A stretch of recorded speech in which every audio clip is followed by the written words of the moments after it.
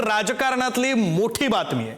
काँग्रेसकडून शरद पवारांच्या राष्ट्रवादीला यापूर्वीच विलीनीकरणाचा प्रस्ताव देण्यात आला होता अशी माहिती आता समोर आली आहे। 2024च्या लोकसभा निवडणुकीपूर्वीच पवारांना काँग्रेसच्या राष्ट्रीय अध्यक्षपदाची ऑफर देण्यात आली होती, मात्र त्यांनी ती नाकारल्याची माहिती आहे। गांधी घराण्यातील एका वरिष्ठ नेत्याने पवारांशी थेट संपर्क साधला होता अशीही चर्चा आहे आणि आता यामुळे महाविकास आघाडीच्या राजकारणात नव्या चर्चांना उधाण आलेलं आहे।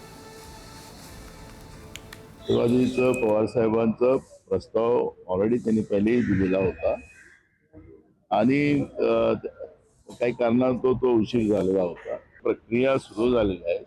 आदरणीय राहुलजी गांधी असतील, खडगेजी असतील, सोनियाजी गांधी असतील, या सगळ्या मतदानाला, कारण की देश महत्वाचा आहे, देशातल्या संविधानिक व्यवस्था महत्वाची आहे, संविधान महत्वाचं आहे आणि काँग्रेस हायकमांड या सगळ्या गोष्टीचं त्यावरचं आता मोठ्या प्रमाणात विचारमंथन आणि कामाला सुरुवात झालेली आहे आणि तेच आपण सगळेजण बघतो। आमच्या पक्षाच्या बाबतीत अशी कुठल्याच प्रकारची चर्चा झालेली नाही विलीनीकरणाची। उलट परवाच्या दिवशी दिल्लीमध्ये झालेल्या महाविकास इंडिया आघाडीच्या बैठकीमध्ये आदरणीय सुप्रियाताई त्यामध्ये आमच्या पक्षाचं प्रतिनिधित्व म्हणून त्या ठिकाणी उपस्थित राहिला। संजय राऊत म्हणतात त्याप्रमाणे वस्तुस्थिती आहे की इंडिया आघाडीला एकत्रित करण्यासाठी पवारसाहेबांनी पुढाकार घ्यावा, सगळे एकत्र येऊन एक भविष्यामध्ये मजबूत अशी विरोधकांची फळी उभी करण्याच्या बाबतीत मला निर्णय घेतलेला आहे। मला वाटतं की विलीनीकरणाच्या बाबतीमधल्या बातम्या राष्ट्रवादी शरद पवार पक्षाच्यात का होतात मला आश्चर्य वाटतं। म्हणजे एका वेळा अजितदादांचं पक्षात विलीनीकरण होणार, नंतर आता काँग्रेसमध्ये विलीनीकरण करणार। मला वाटतं की भविष्य काळामध्ये आम्ही पक्ष उभी करायचा अशा पक्षाची भूमिका असेल, कुठल्याही प्रकारच्या बातमीत तथ्य नाही।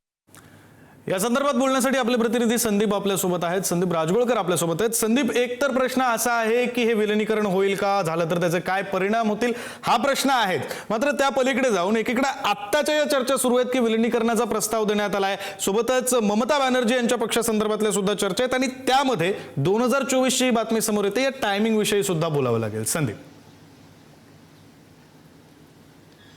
अगदी बरोबर आहे विक्रांत। प्रादेशिक पक्ष म्हटलं तर खरं तर ती त्या राज्याची अस्मिता असते आणि उत्तर प्रदेश, बिहार, पश्चिम बंगाल, महाराष्ट्र, तामिळनाडू ही जी मोठी राज्य आहेत, या राज्यांमध्ये प्रादेशिक पक्षांचं मोठं अस्तित्व यापूर्वी पाहायला मिळालं, यापुढेही पाहायला मिळू शकतं।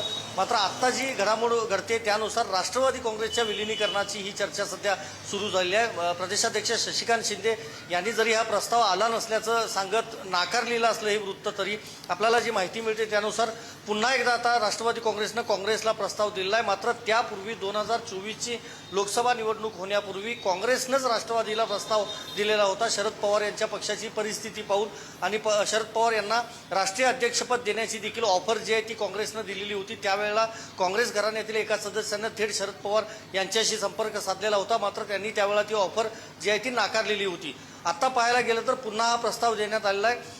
वर्धापन दिनाच्या कार्यक्रमामध्ये नेत्यांची भाषणं जर पाहिली तर एकला चरोरेचा नारा देत पक्ष मजबूत करण्यासाठी भर द्यावा ही खरं तर भूमिका त्या ठिकाणी मांडण्यात आलेली होती। मात्र सध्या जी माहिती मिळते त्यानुसार काँग्रेसकडे हा प्रस्ताव देण्यात आला आणि काँग्रेसनं राज्यातल्या काही नेत्यांसोबत याबाबत बोलणं करून, हायकमांडनं बोलणं करून त्याबाबतची चाचपणी देखील सुरू केलेली आहे। कारण जर महाराष्ट्रामध्ये राष्ट्रवादी काँग्रेस शरद पवारांचा पक्ष जर काँग्रेसमध्ये विलीन झाला तर नक्कीच 2029च्या विधानसभा आणि लोकसभा निवडणुकीची राजकीय समीकरणं पूर्णपणे खरं तर बदलू शकतात। कारण बऱ्याच ठिकाणी काँग्रेसकडून तयारी सुरू आहे आणि अनेक ठिकाणी राष्ट्रवादी काँग्रेसचे उमेदवार देखील आतापासूनच तयारी करतात।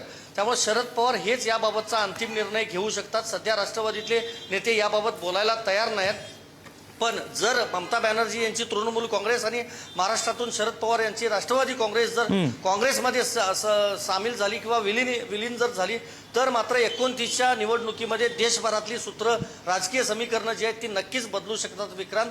आणि आपल्याला पुढे बघावं लागेल शरद पवारांची राष्ट्रवादी काँग्रेस नेमकं काय निर्णय घेते, त्यापेक्षाही काँग्रेस नेमकं काय निर्णय घेते, राष्ट्रवादीला सामावून घेते की नाही हे आपल्याला पुढच्या काही दिवसात समजू शकेल।